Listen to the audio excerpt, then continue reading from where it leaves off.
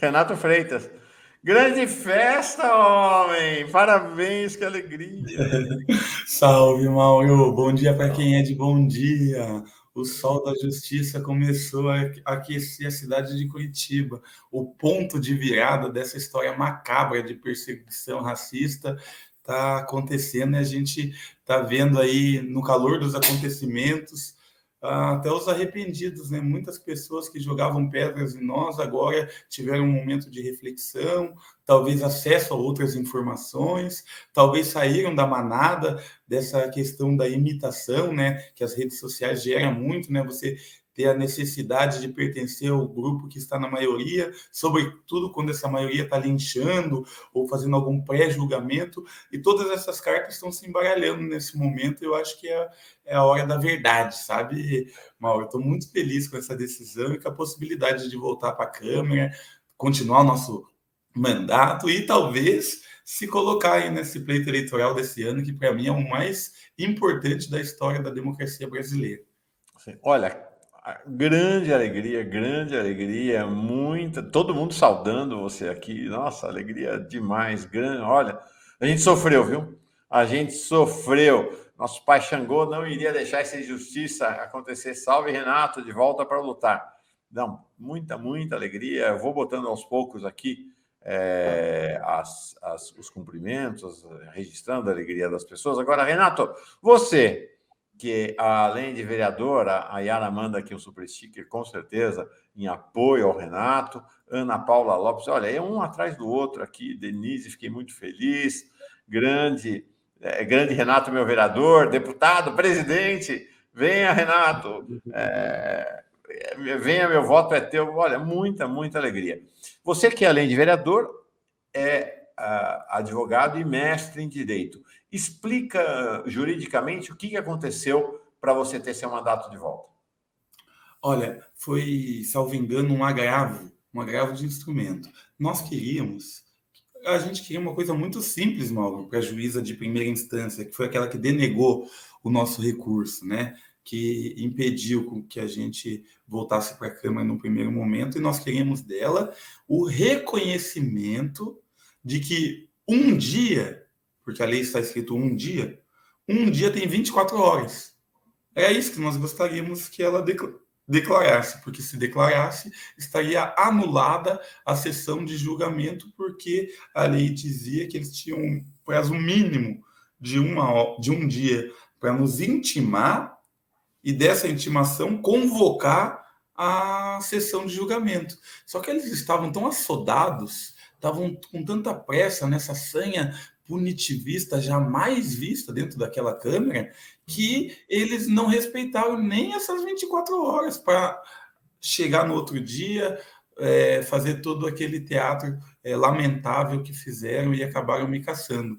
E a juíza falou: olha, foi 23 horas, mas não é bem assim, porque um dia é relativo, porque não tem prejuízo. Não importa se ela não tem que provar, e nem a gente provar o prejuízo deles não terem cumprido um dia. É uma lei. A lei é uma garantia, sobretudo no devido processo legal, que a lei, o procedimento que julga, ele tem que ser estrito, certo, correto, justamente para dar segurança de defesa para aquele que está sendo julgado. E a juíza, por motivos políticos, provavelmente, não reconheceu isso. E não reconhecendo isso, a gente fez um agravo de instrumento para outra instância, né, para o Tribunal de Justiça, para uma desembargadora, que daí tem mais autonomia em relação à carreira e à estrutura do judiciário, também tem mais conhecimento e experiência por conta do tempo de trabalho, já que virou desembargadora, e essa desembargadora, que também é uma pessoa muito sensível às principais causas da desigualdade brasileira, já que eu vi escritos dela pela internet, essa desembargadora deferiu o nosso pedido, anulou desde aquele momento, então, anulou as duas sessões que me caçaram, foram anuladas. Agora, se a Câmara quiser, acredito que provavelmente vai querer, infelizmente, vai ter que me intimar com a data prévia, conforme determina a lei, marcar uma outra sessão de julgamento e depois marcar um segundo turno dessa sessão de julgamento para que tudo seja feito da forma escorreta, da forma legal. Então a gente voltou para a batalha, para o campo de batalha, Mauro. Não acabou a luta ainda, não. Não, eu de fato, né? Você voltou, vai ficar, mas tem uma guerra ainda para acontecer. Muitas saudações aqui a você, muitas saudações. Olha aqui, Maria José Rosa Teixeira, muito feliz com a vitória do Renato. Renato fica, né? E olha, Renato desde o começo cantou essa bola, a gente vinha conversando bastante esses dias, dizendo a chance de vitória é no judiciário, né? E foi essa o caminho adotado pelo Renato e seus advogados. Um deles, alguém que está aqui com a gente sempre, o Cacai, né, é um dos advogados que, inclusive, assinou a ação ao Tribunal de Justiça. Maravilha, Renato, Brasil feliz de novo. A Cristina Campanha, Renato é nosso, tem que vir para deputado federal. Daqui a pouquinho a gente fala sobre o futuro do Renato, vamos falar um pouco mais ainda sobre esse cenário de agora. Rosa Virgínia, salve, Renato querido. Renato fica e vai brilhar muito. Racistas não passarão. É isso aí.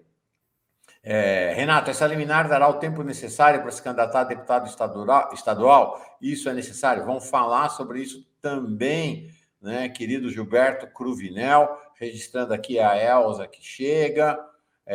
Então, vamos fazer um passo a passo. Primeira coisa, Renato, quando é que você reassume a sua cadeira na Câmara? Porque imagino que tem um trâmite aí, o tribunal, né, tem que chegar ao comunicado formal. Quando é que é a perspectiva? Como é que é esse trâmite e quando é que você reassume sua cadeira na Câmara de Vereadoras e Vereadores? Então, Mauro, nós ontem, como a decisão saiu ontem, nós não fomos ainda notificados dela pela Câmara dos Vereadores. Então, o presidente da Câmara dos Vereadores, o presidente Tico Kuzma, tem que me comunicar da decisão do Tribunal de Justiça, mas, sobretudo, da disposição dele, e também, claro, da obrigação dele, de dar concretude a essa determinação judicial, de cumprir essa ordem judicial. Então, depois desse momento, nós já começamos com o processo de ocupação do mandato, de reintegração do mandato de direito, que já foi dado pela juíza, mas de fato, que é o que a gente depende da Câmara dos Vereadores. Eu acredito que amanhã nós já estaremos lá de novo. Hoje é o dia todo, né, tempo suficiente para o vereador Tico Kuzma se dar por intimado, compreender, consultar a Projuris, a Procuradoria Jurídica da Casa, e me intimar para que eu vá. O Tribunal de Justiça tem que comunicar para ele ou comunicar dos seus advogados comunicam ele que o tribunal tomou a decisão ou isso funciona como? Eles já estão comunicados já. Já está comunicado. Já então agora está na mão deles. Está na mão deles. Tá. Quando é que começa o recesso, Renato? Olha, Mauro, boa pergunta. Alguém disse que já havia, inclusive, começado já. Eu acho que começa a partir de hoje. Hoje é 6 de julho.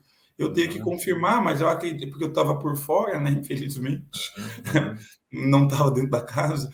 Então, eu acho que é hoje, porque quarta-feira é o último dia de sessão da Câmara.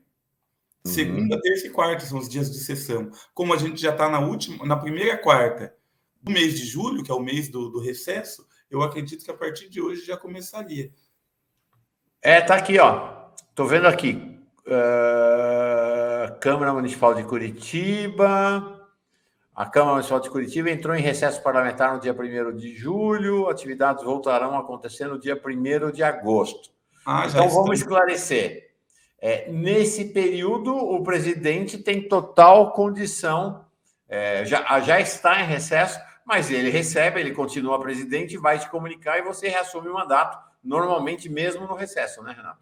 Isso mesmo. Eu assumo ainda durante o recesso, e se ele quiser convocar uma reunião especial para dar seguimento ao processo de cassação, ele também pode, mesmo durante o recesso. Ele pode convocar durante o recesso? Pode. Tá, não vai ter que esperar o fim do recesso. Tá. Não, infelizmente. Que alegria, Mauro, você não imagina a alegria de ver Renato aí com você, que orgulho ter gente como vocês, né? Que orgulho ter gente como o Renato.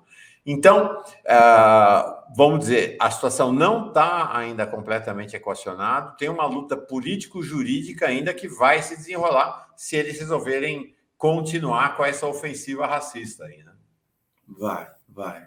Ainda a gente está no meio da batalha, né? Eu acho que ainda tem a questão do judiciário em relação aos outros elementos que nós apontamos, que daí eles são de mérito e, portanto, eles não dão, não são decididos de forma liminar, numa análise superficial, digamos assim, porque não é tão fácil depreender, concluir a partir das provas. Mas a gente tem muita fé que vai conseguir determinar, demonstrar que toda a comissão de ética foi atingida pela suspeição do vereador Márcio Barros, aquele do áudio, que a vereadora Noêmia Rocha não tinha uma manifestação livre, né? Não tinha liberdade suficiente para votar por conta do Oswaldo Eustáquio, também dessa pressão que foi feita pelos seus colegas de conselho de ética, entre outras coisas aí que determinam, ao nosso ver, a suspeição e impedimento dessa comissão. E daí isso sendo julgado e reconhecido, volta mais para trás ainda, né? Volta lá para o início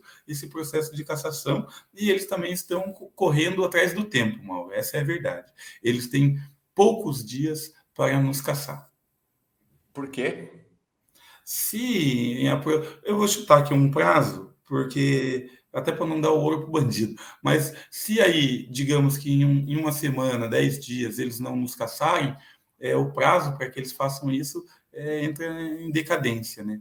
Então, eles perdem o direito de nos caçar também, porque tem uma lei que determina 90 dias para que um processo de cassação tenha início, meio e fim, para que os caras não façam disso uma moeda política e uma chantagem, e a pessoa não consiga exercer o mandato, porque fica o mandato todo sob o julgo, né, daqueles que estão na comissão de ética. A janela dos racistas está se fechando. Está fechando, exato. Está fechando. O Sebastião Guimarães, abram alas, é Renato Freitas vindo aí, está aqui já, e o povo gritando, vem menino, vem. Bem ali já vejo os teus sinais. O Palácio da Alvorada te espera e o país em festa. Renato Freitas, o presidente negro da história. Silvana Dunley, mandando o apoio dela aqui, pelo que agradeço. Última pergunta, ainda nesse processo, depois vamos falar... depois vai ter mais festa. Mas é assim, até antes de iniciar esse processo, a gente vinha conversando, você estava pré-candidato a deputado estadual.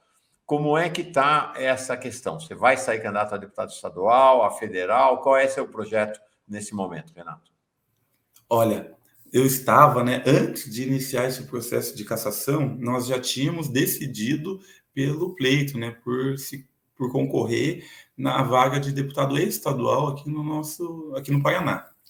Era o objetivo. De repente veio toda essa tormenta que durou de passar e ainda não passou, como a gente está vendo, e isso congelou os nossos planos, as nossas perspectivas, as análises de conjuntura que nós fazíamos, a energia que a gente tinha para dispor no processo eleitoral, tudo isso foi direcionado tão somente para a defesa, né, para que a gente pudesse defender juridicamente e politicamente, já que a opinião pública guiada pelas mídias oficiais foi muito violenta conosco, né? E a gente teve que ir reestabelecendo a verdade nesse tempo, o que nos deixou de mãos atadas. Agora, com essa decisão, que de algum modo a gente tinha esperança já há algumas semanas, nós vamos nos colocar novamente, né, como candidato a deputado estadual, e já temos até data, Mauro, para a nossa pré-candidatura. Está bem em cima. Está bem em cima porque, enfim, as coisas tiveram que acontecer em cima da hora para nós, né? Mas vai ser, se tudo der certo, dia 17 de julho agora, porque é próximo do Mandela's Day, e a gente vai ter como tema também da minha pré-candidatura o dia do Nelson Mandela, que representa essa luta pela liberdade, pela justiça, pela democracia, e que sofreu as consequências porque assumiu os riscos de sua luta, né? E a sua luta foi uma luta que nos deixa, né, um exemplo, luz para a nossa caminhada, né? E a gente está muito feliz aí em poder fazer essa homenagem e, ao mesmo tempo, se colocar como possibilidade aqui no Paraná e também retomar, né, o nosso mandato. Então, é uma série de boas notícias que não tem como a gente não estar feliz aí nesse momento. Vou te dizer, essa história toda foi um grande tiro no pé desses racistas, porque acabou te projetando. Renato, ó, escreve, gente. Renato vai ser eleito com uma votação consagradora, porque você já era muito conhecido, já era uma liderança reconhecida no Paraná. O que eles fizeram, né, com esse processo odioso foi amplificar o peso da sua liderança. Então, gente, o Renato ainda vai ter um papel importante aí no PT do Paraná, que é ajudar a eleger uma bancada relevante para a Assembleia Legislativa. Grande Renato, grande alegria. Quem eu sei que está muito, muito alegre, a gente festejou muito também ontem, é uma das principais líderes da luta antirracista no país. Ela que é líder da Coalizão Negra por Direito, e também ela é uma expressão desse movimento da bancada preta que vai se espalhar pelo país inteiro. Nossa Vilma Reis, pré-candidata a deputada federal lá pela Bahia. Salve, salve, Vilma! Que dia de festa!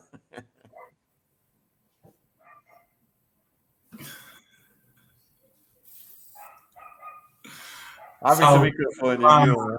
Salve, bom dia. Ô, Renato, ontem a gente chorou, foi de emoção, meu irmão.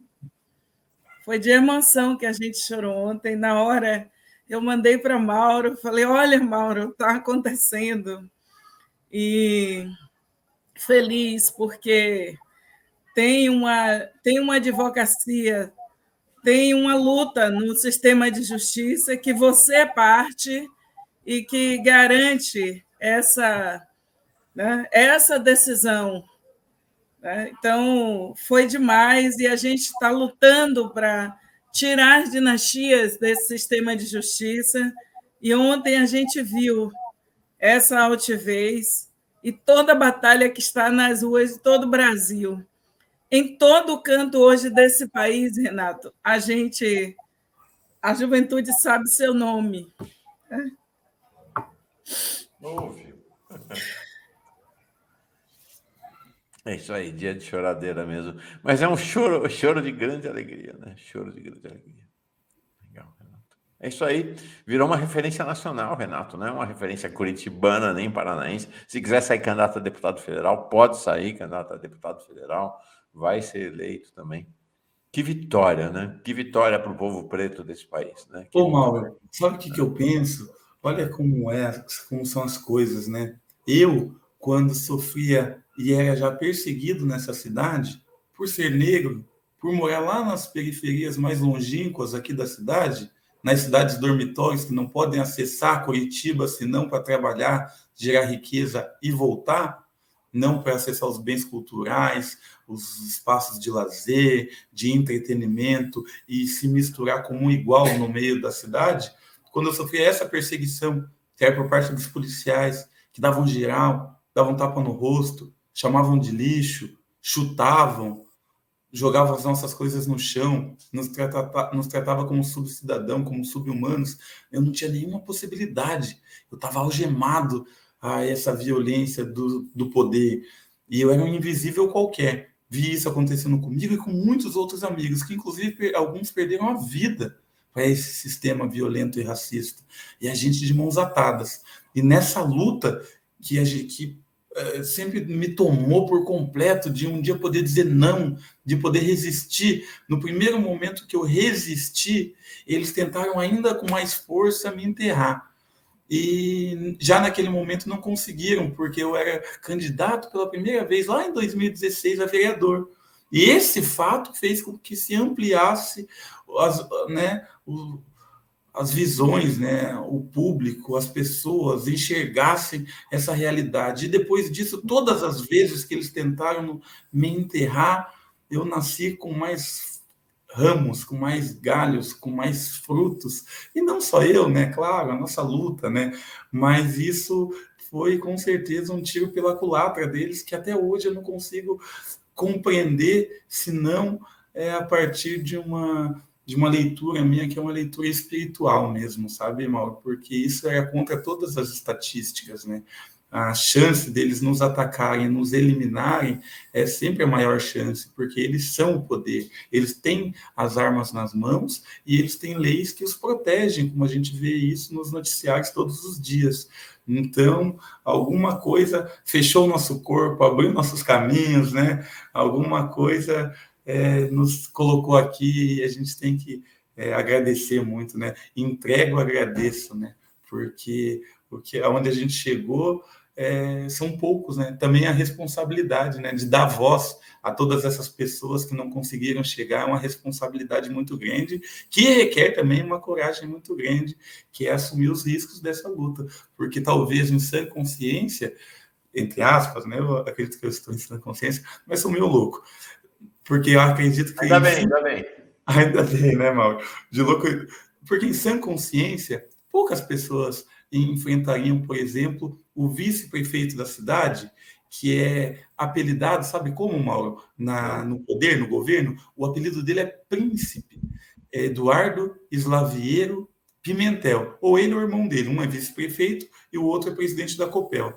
E esse irmão dele, que é presidente da Copel, recebe por mês R$70 mil, que é já uma coisa imoral, e ainda doa para si próprio R$420 mil a título de bom desempenho durante a sua gerência na Copel, porque ele aumentou a tarifa no período pior de pandemia, de crise econômica, fazendo com que os pobres não tivessem acesso à eletricidade, senão a partir de um monte de burocracia para tentar ter uma taxa social. Ou seja, essas pessoas saqueiam o Estado, assim como fizeram as empresas de transporte. E ninguém, Mauro, tem coragem de se levantar contra essas pessoas, denunciá-las e, sobretudo, enfrentá-las. E a gente fez isso e gerou, é claro, a cassação do mandato, mas também está gerando uma luta muito bonita aqui na cidade de Curitiba. Vilma, eu acho, primeiro assim, esse choro teu e de todo mundo que chorou, o meu, de todo mundo que chorou, é um choro porque também, assim, são poucas vitórias, né? E quando elas acontecem, tem que ser celebradas, né? E que elas construam a grande vitória da eleição agora de Lula em 2 de outubro, da tua eleição, da eleição de Renato e da mais potente bancada negra da história desse país, né? Mas não sei, apesar de você ser muito jovem, tem uma coisa assim de pensar Renato como o menino negro, sabe? O menino negro que encanta e que vai abrindo frente, né? Tem um Xangô vivendo aí nesse Renato, né? Nesse menino negro da justiça, né, Vilma? Mauro, é bom a gente também se emocionar, porque a gente é de verdade, né? E a gente vive intensamente essa batalha, mas é porque a gente sabe dessa violência política que é assim, Renato, quando a gente pensa no que é a realidade de Curitiba, eu andei em Curitiba em alguns momentos de 2018, estava lá em junho, né, que estava o Caldeirão pegando fogo, Lula preso, a gente fez um encontro sobre liberdade de expressão, e o Benedito, né, do movimento da Casa Dom Gaspar, em São Paulo, da luta pela moradia, que está fazendo essa batalha toda para garantir o despejo zero. Nós estávamos todos em Curitiba e a gente vendo aquele clima, né? Era um momento que não se podia vestir uma camisa vermelha em Curitiba, Mauro. Não se podia vestir uma camisa vermelha. Então, e a gente chega nos lugares e a gente vê a pressão do racismo, né? E eles estavam muito à vontade. E o que aconteceu, e Mauro está chamando a atenção assim, de algo muito importante, o que aconteceu é que a luta, Renato, que você tem militantes negros e negras que há muito tempo, Renato, não sentia vontade de, sabe, esse desejo de ir para a rua, as pessoas sentiram, para ir defender esse mandato. E junto estavam várias outras causas, várias outras batalhas da juventude, como você bem falou, que mora em Pinhais, que mora em Araucária, que mora no entorno, né? E que não pode desfilar na 15, né? Vou só pedir, a gente está dando um ecozinho, vou só pedir para alguém fechar o... Eu vou fechar. O som. Tem uma juventude que não pode andar na 15, né? E que você é espelho para toda essa juventude que sofre o baculejo da polícia, da Guarda Municipal, né? De toda aquela população que, vergonhosamente, a Prefeitura de Curitiba impediu que até recebesse um prato de comida nas ruas de Curitiba, Mauro, e você teve coragem aqui de trazer e denunciar, e não podia receber um prato de comida. Foi uma vergonha nacional. Então, eles disseram, vai dar comida aos que estão famintos em lugares que a prefeitura marcar, quando as pessoas estavam desesperadas, e nesse momento ainda estão. Então, a possibilidade dessas pessoas se verem, se enxergarem no parlamento, e elas acreditarem que também são agentes políticos e que podem fazer política. É sobre isso a nossa emoção, né? E a gente mostrar uma imagem, uma estética política, um corpo político, e dizer, é possível periferia, é possível região metropolitana de Curitiba, é possível nosso povo que está na quebrada, que sofre o esculacho todos os dias. Então, essa é a revolução na política. A gente não acha que o parlamento é um fim em si mesmo, ou que é um meio de vida, ou que a gente... Não, nós sabemos que é esse efeito que é nosso povo se enxergar no processo e dizer, eu também, nós podemos coletivamente decidir por coisas importantes. Então, a sua presença é de milhares de pessoas. A presença de Jô Cavalcante com as juntas em Pernambuco é de milhares de Pernambuco, né? Então, a presença de Érica Malunguinho, imagine, Benedita da Silva, quanto que Benedita carregou e carrega de escola política para todos nós, né? Para todos, todas e todes. 80 anos, a mulher em plena atividade política. Então, tem esses espelhos, e nós precisamos que lá no painel da Fundação Perseu Abramo tenha essa sua estética, sabe? Quando a gente entrar na sede da Fundação do Partido dos Trabalhadores e das Trabalhadoras, que as juventudes que se articulam politicamente ou que está chegando agora, diz assim, caramba, quando for dar referência, a pessoa imediatamente lembre Renato Freitas. Isso não é personalização, isso é você coletivizar, assim, sabe, da forma mais ampla a política. Porque o que não pode no Brasil é nós termos um país de negros, um país africano, um país de maioria negra, e nós não termos referenciais negros para a gente citar, né? Isso não pode. E essa revolução que corre por Curitiba e que se espalhou pelo Brasil nos deu esse direito, né? É isso que nos emociona, é isso que mexe com a gente no país inteiro, e a gente precisa, sim, é uma refundação da Assembleia Legislativa do Paraná.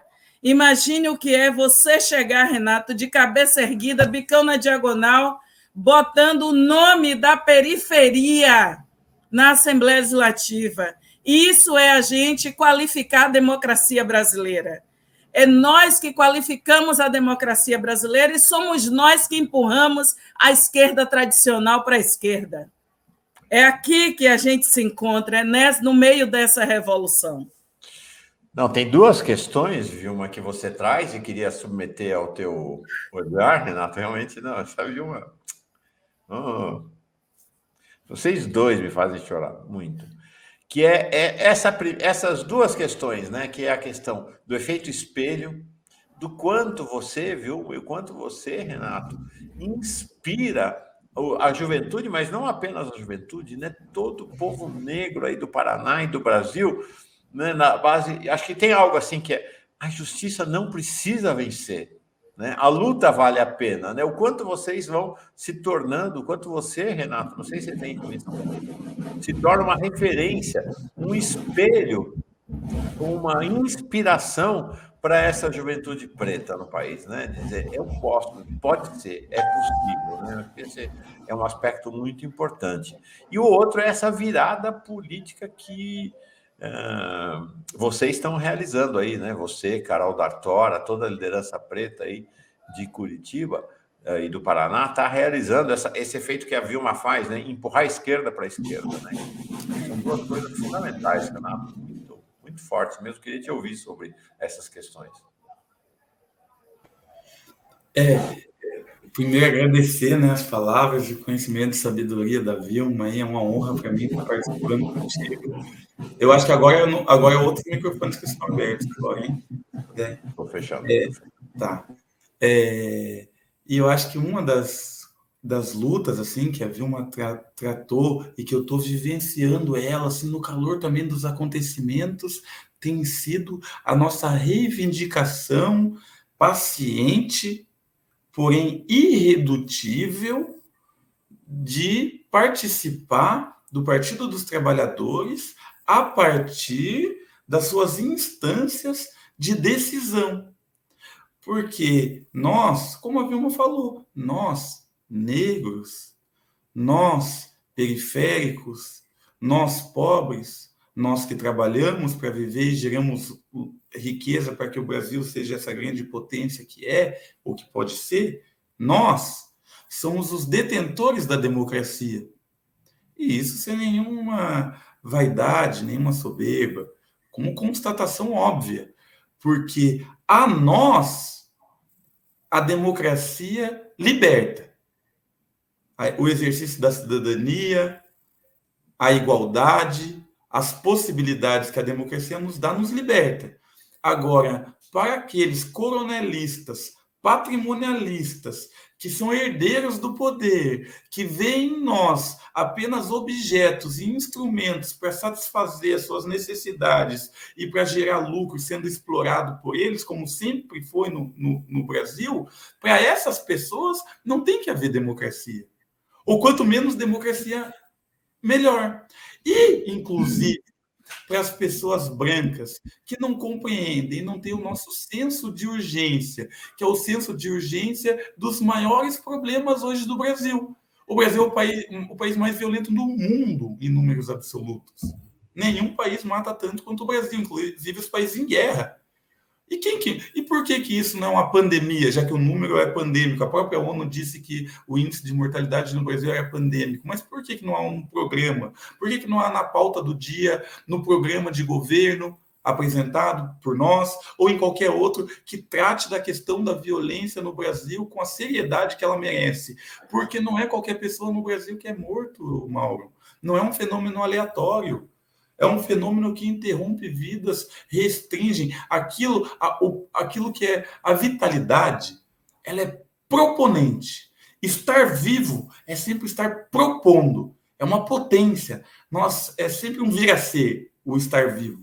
Agora, quando você coloca na cabeça de um jovem que a vida dele pode ser só até os 24, 22, 25 anos, porque um irmão dele morreu nessa idade, porque um vizinho dele morreu nessa idade, porque alguém que ele conhece e era amigo morreu nessa idade, quando você faz a morte, que é uma possibilidade na vida de todos os seres humanos, virar uma presença para o jovem negro de periferia, em que ele constitui a sua identidade, os seus planos e vê o horizonte a partir dessa presença constante, é claro que você interrompe sonhos, você enterra sonhos.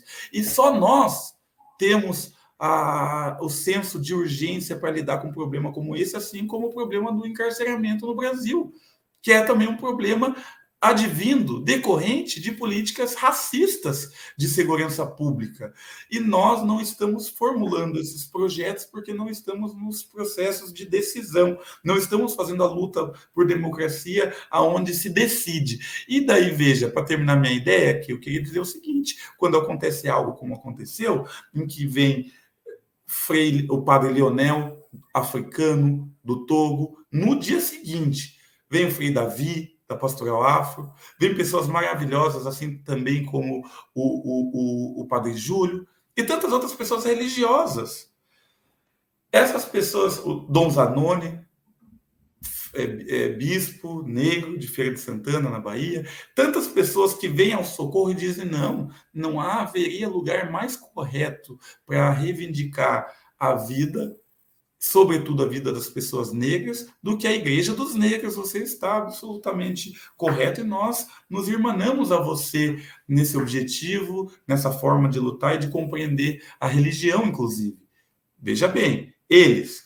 E daí, do outro lado, nós nos deparamos com pessoas brancas do próprio partido, que não tem sensibilidade alguma, como foi o caso do presidente estadual do partido, Arilson Chiorato, que não apresentou sensibilidade alguma, mas também não apresentou camaradagem, Vilma. Ele não me ligou. Falou, e aí, Renato, é verdade isso? Deu uma rasteira no padre, assustou as tiazinhas, meteu o pé de cabra na igreja, jogou gasolina na escadaria, é isso mesmo?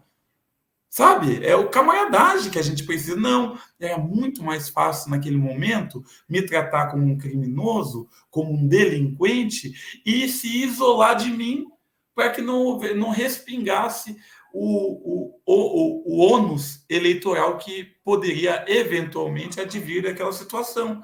Então a gente está cansado, Mauro, de ser sacrificado. A gente está cansado de não ser entendido. A gente no final agora você se virar o puxador de voto que vai ajudar a eleger outros deputados estaduais do PT aí.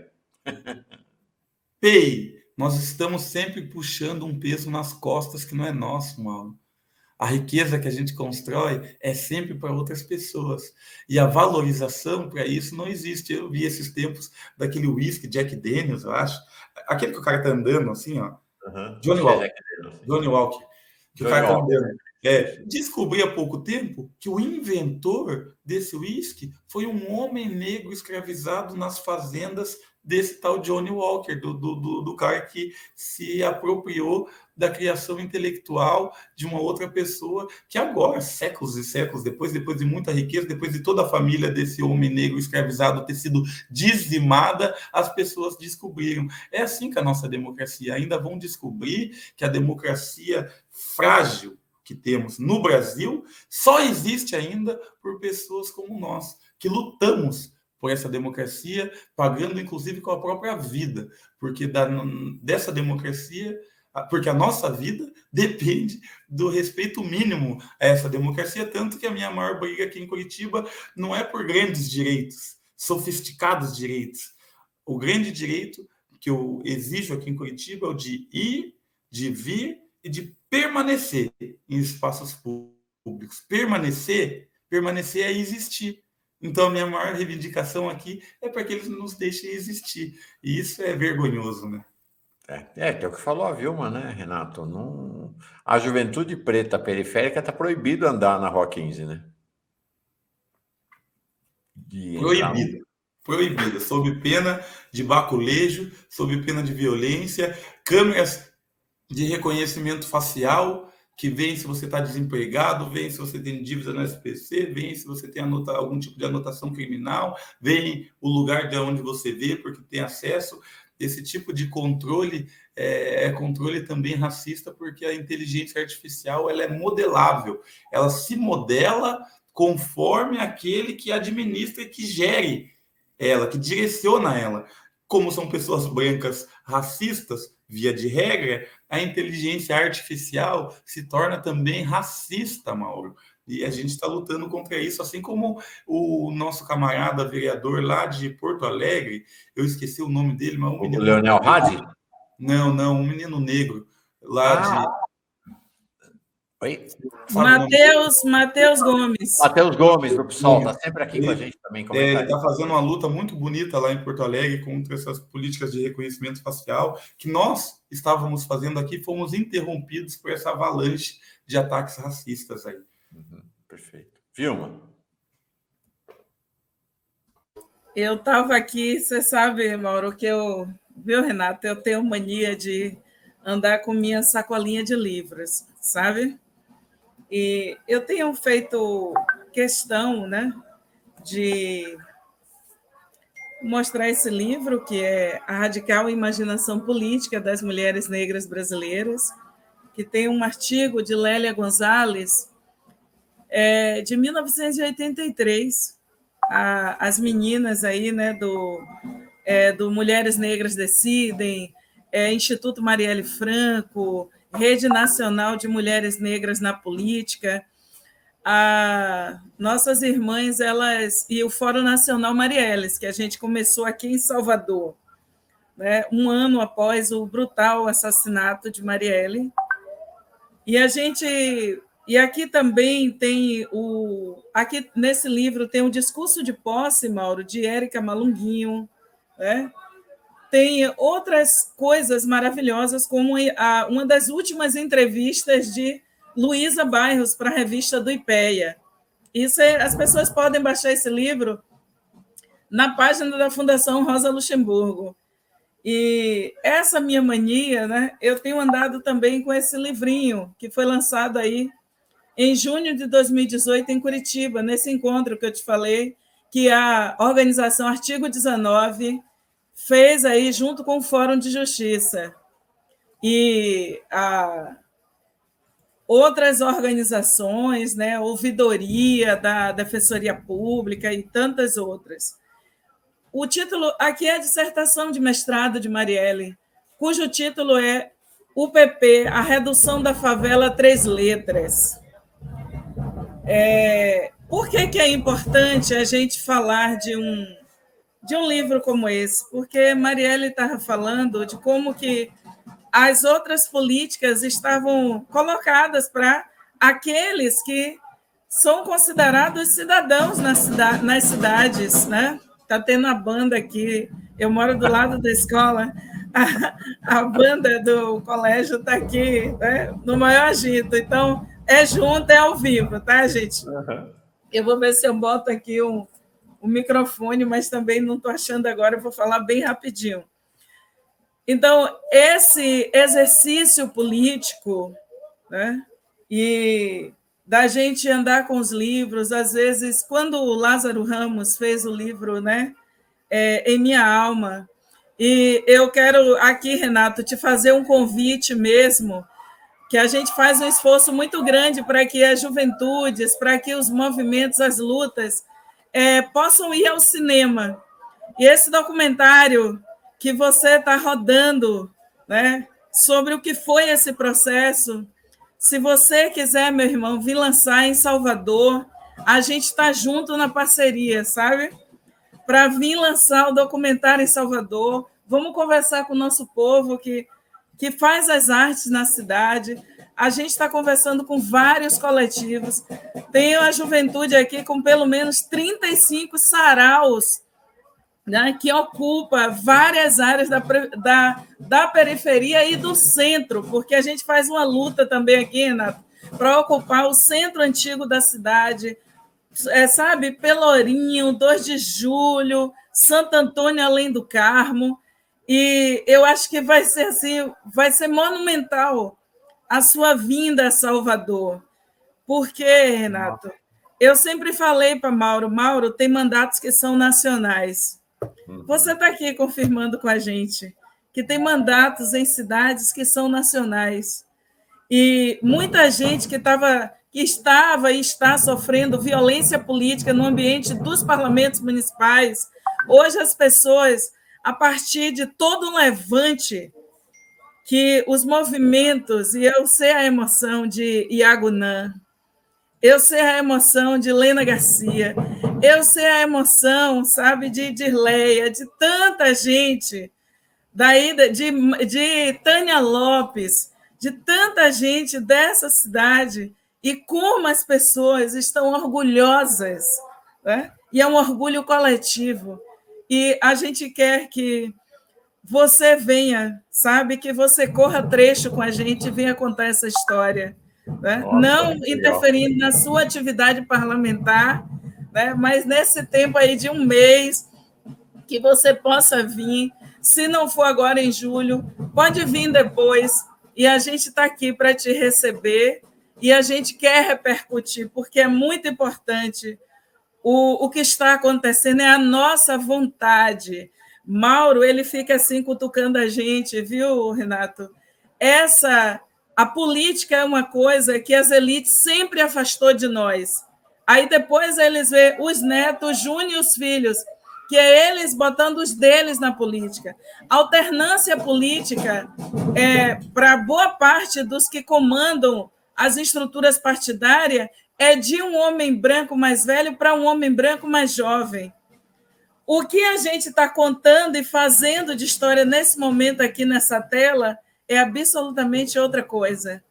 É dizendo que a política, né, como nos contou nesse livro, O Golpe na Perspectiva de Gênero, o artigo de Marielle aqui, o título é Eu, Mulher Negra, parlamentar, eu, mulher negra, favelada e parlamentar, resisti a pleonasmo. Olha, tomara que dê para ver, né, o título. Eu, mulher negra, eu, mulher negra, favelada e parlamentar, resisti a pleonasmo. Está na página da UFBA, meu irmão, Universidade Federal da Bahia, lá na EDUFBA, você pode também baixar. Mas eu quero te entregar esses livros em Salvador, viu? Porque você repetiu aqui, essa receita de Marielle Franco, né?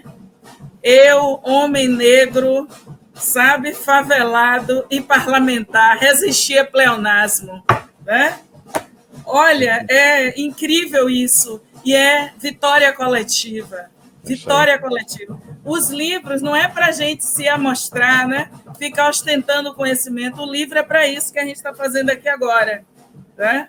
E ler os textos é a gente saborear aquele gosto de quem estava ali produzindo, né? E que é fruto também de muitas batalhas coletivas. E é isso, né? O Oxê de Xangô está aqui ao nosso lado.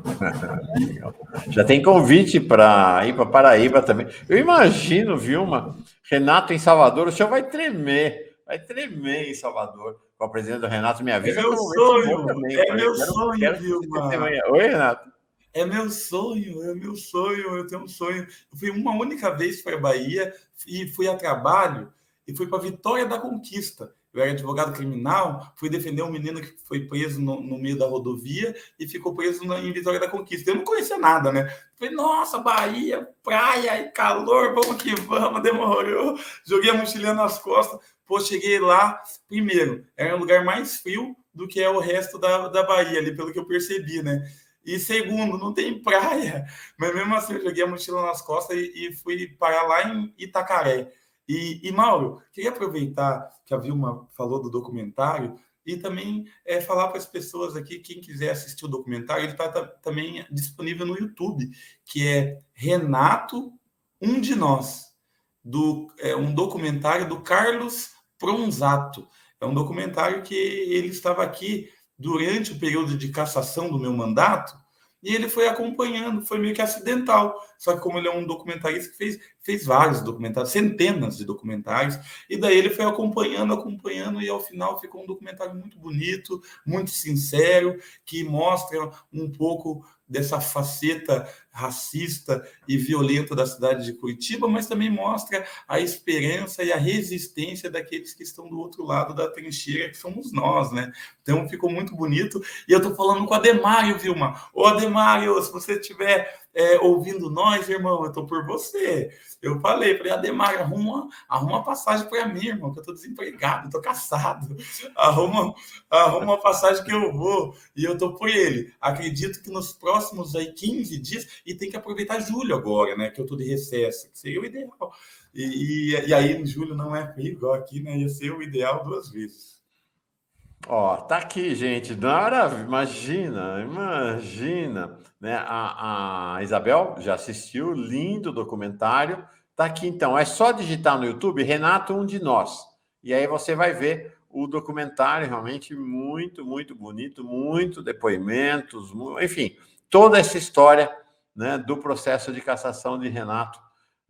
E agora o processo da volta de Renato. Maravilha. Então, Renato, um de nós.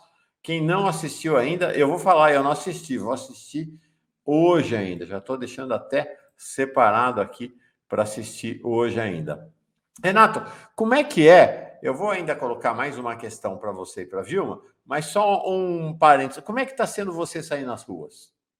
Né? Tem hostilidade de pessoas?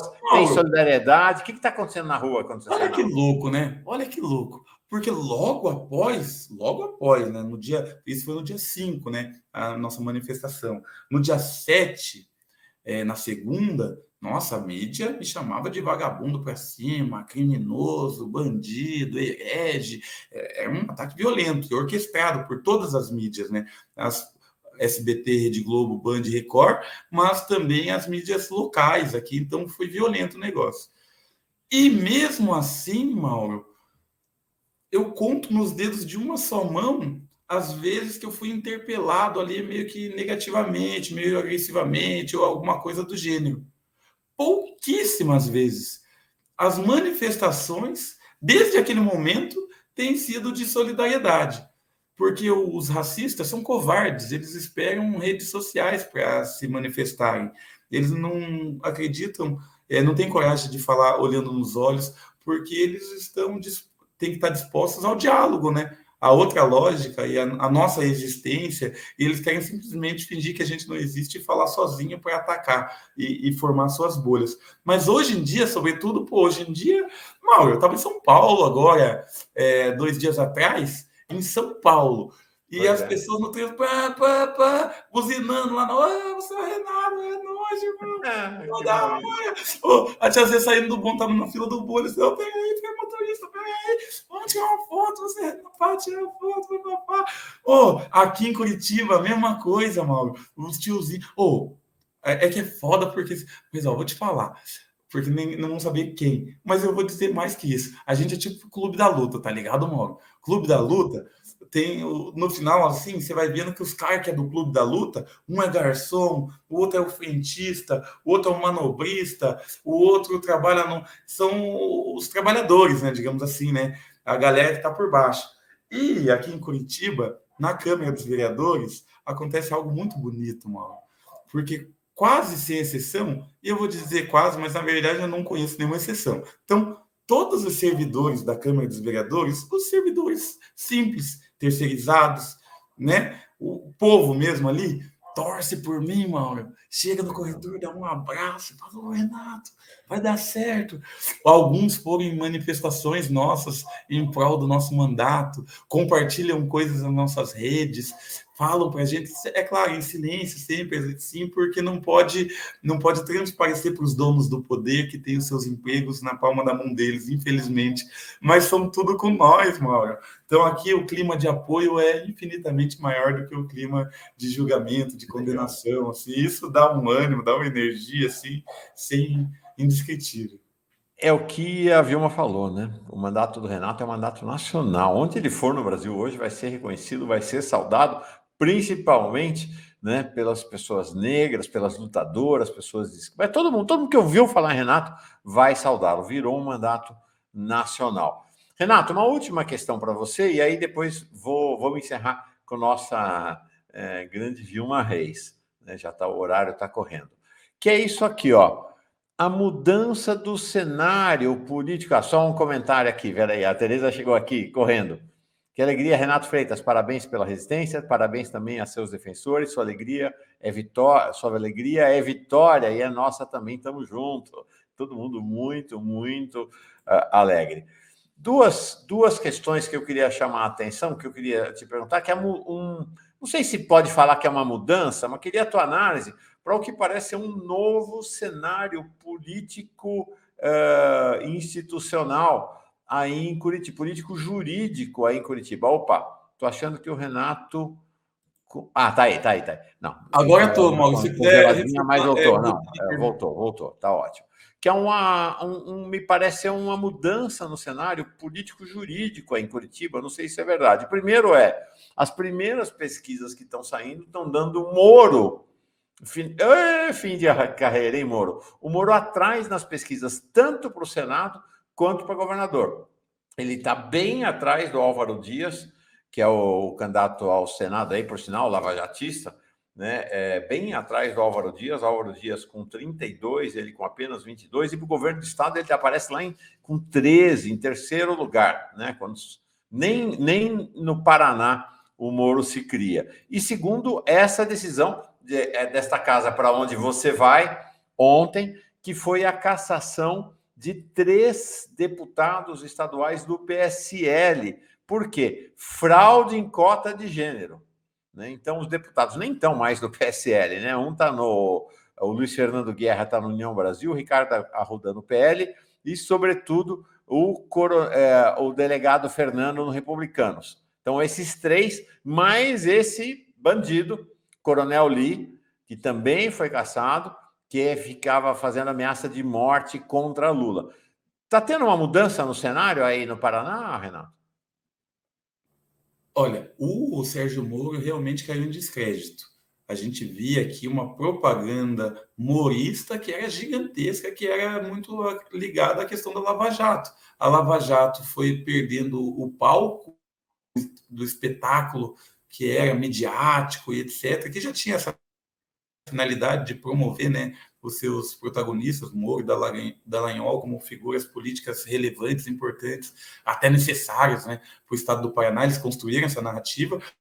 A Lava Jato foi se demonstrando parcial e foi também se desidratando ali, foi ficando em segundo plano, eles próprios ficaram em segundo plano depois dos escândalos de corrupção que todos eles se envolveram, né? O enriquecimento ilícito do Dallagnol, uma coisa vergonhosa, a desapropriação da fazenda dele, o Moro, que se mostrou um oportunista da pior categoria, quis sacrificar, e o Moro, ele é uma figura abjeta, violentíssima e fascista, tanto quanto ou pior que o Bolsonaro, porque ele, como homem letrado e que faz às vezes de civilizado, já, né, como homem de bem, né, já que é um hipócrita, ele foi lá e tentou fazer aquela reforma dizendo que a polícia teria ainda mais elasticidade, ampliaria as circunstâncias em que a polícia poderia matar pessoas, sobre o manto da lei, da justificação, né, como se fosse legítima defesa. Ou seja, ele colocou as nossas vidas em sacrifício em prol do poder dele, que era, primeiro, unir essa fascistada que já se uniu sob o slogan bandido bom, bandido morto, e, em segundo lugar, tentar uma vaga no STF. E isso daí foi cada vez mais lido com desconfiança pelos grupos, pelas periferias, pelos movimentos sociais organizados. E quando teve o racha dele com o Bolsonaro, isso daí foi fatal para ele, porque a cidade ela é muito mais bolsonarista do que morista. Então, aqui ele já não consegue, nem do prédio dele, acredito que ele não é mais síndico, não, e não pode ser, não tem condições de vencer. Ele aqui já teve a sua morte política decretada, já, Mauro. Ele já não vem ele não vem para não receber o título formalmente, mas já está aqui, é só ele chegar e vai receber aí a certidão de óbito. Legal, então mudança no cenário do Paraná. Mudou bastante. Impressionante. Então, uma virada completa. O Paraná pode nos mostrar, não sei se o Requião vai se eleger governador, não sei como vai ser esse processo, mas uma virada na política, derrota dos racistas no Paraná, em Curitiba e no Paraná, né, Renato? Derrota dos... Né? Importante, importantíssimo. A esquerda unificou e radicalizou a oposição ao que representa o Sérgio Moro, e a direita rachou com ele por conta do bolsonarismo, e o povo, de forma geral, percebeu que ele é nada mais, nada menos que um charlatão oportunista, cego pela sua própria ambição e que a todo custo queria uma cadeira no STF. E agora... Os racistas serão derrotados nessa eleição no Paraná? Serão, hein? Serão à medida das nossas forças. Ainda sonhamos com um dia em que nós que ocuparemos as vagas do Executivo, as vagas do Senado, as vagas dentro das presidências dos partidos. E aí sim a gente poderá repetir essa frase com um pouco mais de força. Mas na medida do possível, da nossa organização e para o desafio histórico que se impõe agora, também serão. Legal. Legal. Vilma, nós vamos encerrar, na verdade, depois de você falar, com... Tem música, Renato? Acho que tem, né? Nessa alegria de hoje, vamos encerrar com o Renato cantando, nosso cantor aqui. Mas antes, a tua palavra, Vilma, a gente quer muito te ouvir. Mauro, eu penso que é importante a gente agradecer a ancestralidade. Sabe, quando a gente pensar nesse Paraná de Enedina Marques, primeira engenheira negra, quando a gente pensar que o Porto de Paranaguá, feito por mãos negras, tá? Quando a gente pensar que em cada monumento que nós lutamos para que nosso povo, a resistência quilombola no frio do Paraná, e que mantém nosso povo de pé a todos os caminhos. Tá? Pensar que a primeira reunião para construir a Marcha das Mulheres Negras aconteceu em novembro de 2012 em Curitiba. Todos os processos, muitos processos de resistência a todo o povo que lá, né? Lembrar de Araci, Adorno, e de toda essa militância que construiu uma estrada para Renato chegar. Né? E Renato, nesse momento, constrói a estrada para que outros cheguem, se junte na luta. Nosso povo, Renato, está com um sabor lindo, um sabor muito forte, né? Da mobilização e do engajamento político. E é verdade, que bom que existe Dom Zanoni, né? O nosso arcebispo em Feira de Santana, e ele foi até aí, né? Abraçar a luta e dizer que é legítimo nós nos levantarmos contra o assassinato de um jovem refugiado do Congo e contra o assassinato de um homem negro chegando em casa, né? Durval Teófilo Filho, e o nosso irmão congolês, Moise Kabaganzi. Para a gente é muito importante o levante acontecer onde eles não esperam. E o levante se deu em Curitiba. É muito importante, a gente só tem a agradecer a ancestralidade por continuar nos dando caminho. Né? Agradecer a Xangô pelo dia que é de hoje. Hoje é uma quarta-feira, cabe esse lé. Agradecer ao sagrado que nos sustenta. Vida longa para a luta. Vida longa para você, Renato. Que você, meu irmão, possa envelhecer. Num país onde a juventude negra não está tendo direito de envelhecer. Que você possa envelhecer e ser inspiração para muitas gerações. Né? Viva nós e viva as águas. Viva o fogo, viva o barro, viva a palha e o vento. O vento que também é de uma grande senhora dessa quarta-feira. Axé, irmã, axé. Ouviu, mas você nos emociona a todos. Maravilha. Renato, vamos encerrar com música, jovem, com alegria, emoção e alegria nesse dia de hoje. Mauro, licença, eu vou seguir aqui. Siga. Porque daqui a pouquinho é já está tendo na Unilab, nesse momento, a abertura do Seminário Internacional Soberania, Segurança Alimentar e Saúde, né? E nosso povo dos APNs, Agentes Pastorais Negros, que Renato tanto conhece, né? Nosso irmão Edgar Amaral, Rose Torquato e tantas outras lideranças, nesse momento, estão no Campus Malês, da Unilab, em São Francisco do Conde, na Bahia. Boa caminhada, irmã. Vai lá. Valeu. Axé, Vilmar, um abraço bem forte. Graças a pessoas como você, a gente segue aqui na caminhada. Você é pra gente lâmpada para os pés. Só tenho a agradecer. Um beijo no seu coração. É isso aí, muitos beijos. Legal, grande, Vilma. Música em dupla, né? A criançada lá da Bahia entrando com a bandinha aqui. E agora Renato. Fala. Oh. Nath Roots, salve Nath Roots! Ao contrário dos que torciam pela vitória do fracasso, estamos de volta. Ao contrário dos julgamentos infelizes e hipócritas, estamos de volta. A conversa que se perdeu, que se trocou, que se perdeu. Na nossa firma não cola. Coisa minha. Tu aprendeu na escola.